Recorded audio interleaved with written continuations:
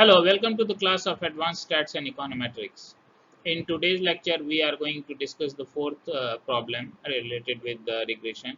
We need to check whether there is a model specification error in the model. So, what is a model specification errors? One of the assumptions of classical linear regression (CLRM) is that model is correctly specified. By correct specification, we mean one or more of the following. The model does not exclude any core variables. The model does not include superfluous variable. The functional form of the model is suitably chosen. There are no errors of measurement in the regression and regressor. Outlier in the data, if any, are taken into account. The probability distribution of the error term is well specified. The regressors are non-stochastic. If we omit a relevant variable, so then we are basically having a problem of omission of relevant variable. If we omit a relevant variable because we don't have the data, or because we don't have studied the underlying economic theory carefully, or because we have not studied prior research in the area thoroughly, or just due to carelessness, we are underfitting a model, which means a variable which should be included in the regression model, an important variable is missed, that is not included, and that problem is called omission of relevant variable. What are the consequences? If the omitted variables are correlated with the variables included in the model, the coefficient of the estimated model are biased. This bias does not disappear as the sample size gets larger. The estimated coefficient of the misspecified models are also inconsistent. Second, even if the incorrectly excluded variables are not correlated with the variables included in the model, the intercept of the estimated model is biased. The disturbance variance is incorrectly estimated. The variance of the estimated coefficient of the misspecified models are biased. In consequence, the usual confidence interval and hypothesis testing procedure becomes suspect, leading to misleading conclusion about statistical significance of the estimated parameters. Furthermore, forecast based on incorrect model and the forecast confidence interval based on it will be unreliable. F-test to compare two models. If the original model is the restricted model and the model with the added previously omitted variable, which could also be a square term or an interaction term, is the restricted model, we can compare the two using the F-test. F is equal to R square unrestricted model UR minus R square of the restricted model. You take the difference divided by M, and where M is the number of restriction divided by 1 minus R square of the unrestricted model divided by N minus K, and N is the number of observation, K is the number of parameter in the unrestricted model, and M is the number of restrictions or omitted variables. A rejection of the null suggests that the omitted variables belongs in the model. Detection of the omission of variables. So how do you detect the omission of the variable? One test is Ramsey test. Ramsey is reset test, that is regression specification error test. Second is LM test, Lagrange multiplier test. Ramsey is reset test. From the incorrectly estimated model, we first obtain the estimated or fitted value of the dependent variable, that is y hat I, re-estimating the original model including y square I, estimated value of y square I, and y square y cube I, estimated value, possibly higher power of the estimated dependent variable as additional regressor. The initial model is unrestricted model, and the model in step 2 is the unrestricted model. Under the null hypothesis that the restricted or the original model is correct, we can use the previously mentioned F-test.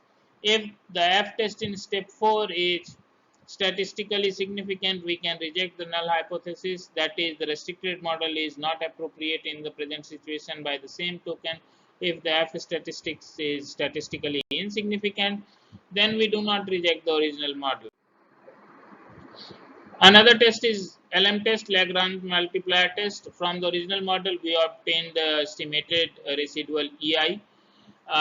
If in fact the original model is correct model, then the residuals EI obtained from this model should not be related to the regressors omitted from that model. We now regress EI on the regressor in the original model and the omitted variable from the original model. This is the auxiliary regression. If the sample size is large, it can be shown that n sample size times the R square obtained from auxiliary regression follows the chi-square distribution with degree of freedom equal to the number of regressors omitted from the original regression. If the computed chi-square value exceeds the critical chi-square value by the chosen level of significance, or if its p-value is sufficiently low, we reject the original restricted regression, that is to say, the original model was misspecified. Inclusion of irrelevant or unnecessary variables. Sometimes researchers add variable in the hope that the R square value of their model will increase in the mistaken belief that the higher R square, the better the model. This is called overfitting a model. But if the variables are not economically meaningful or relevant, such a strategy is not recommended. So what are the consequences? The OLS estimator of the incorrect or overfitted models are all unbiased and consistent. Uh, the error variance is correctly estimated. The usual confidence interval and hypothesis testing procedure remains valid. However, the estimated coefficient of such a model are generally inefficient. Their variance will be larger than those of the true model. Misspecification of the functional form of a regression model.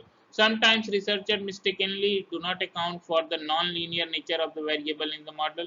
Moreover, some dependent variables such as wage, which tends to be skewed to the right, are more appropriately entered in the natural log form. Comparing on the basis of R square, we can transform the model as follows.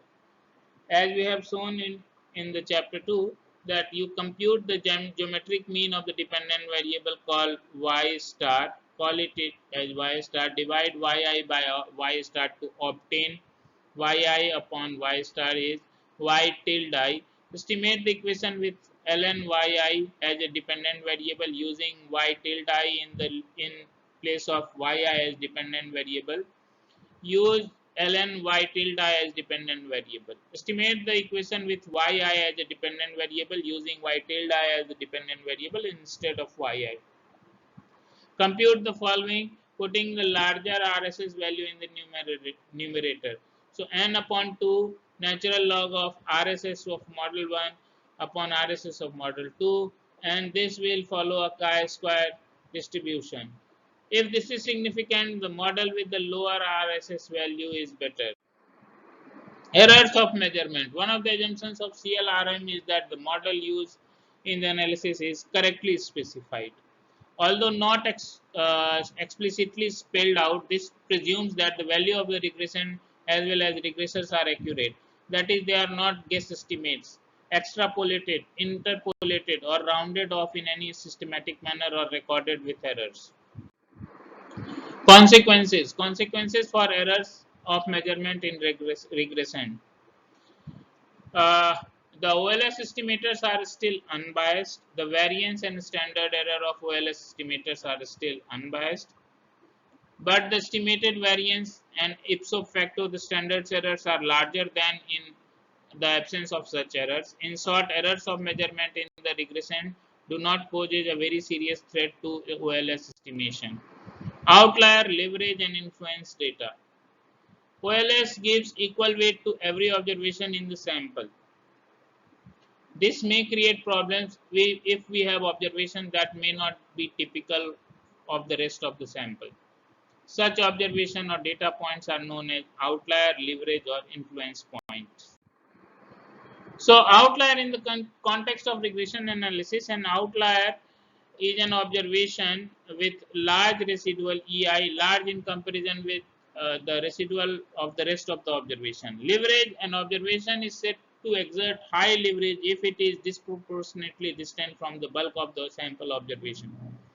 In this case, such observation can pull regression line towards itself, which may distort the slope of the regression line. Influential point, if a levered observation in fact pulls the regression line towards itself, it is called an influential point. The removal of such a data points from the sample can dramatically change the slope of the estimated regression line.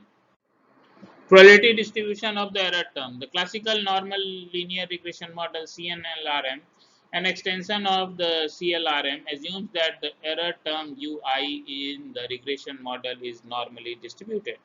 This assumption is critical if the sample size is relatively small. For the commonly used test of significance, such as TNF, and they are based on the normality assumption. So one of the tests of normality is Jark-Bera JB test. This is based on the skewness and kurtosis property of the normal distribution. This is a large sample test. The test statistics is as follows: Jark-Bera is equal to n is the sample size, uh, multiplied by s square upon 6 plus k minus 3 square upon 24. S is the skewness coefficient and k is the kurtosis coefficient. For a normally distributed variable, s is 0, k is 3. When this is the case, JB statistics is 0. Therefore, the closer is the value of the JB to 0, the better is the normality assumption. Since in practice we do not observe the true error term, we use its proxy EI. The null hypothesis is the joint distribution joint hypothesis that S is equal to 0 and K is equal to 3. That is, skewness is 0 and kurtosis is 3. JV has shown that the statistic follows a chi-square distribution with 2 degrees of freedom because we are imposing two restrictions, namely that skewness is 0 and kurtosis is 3.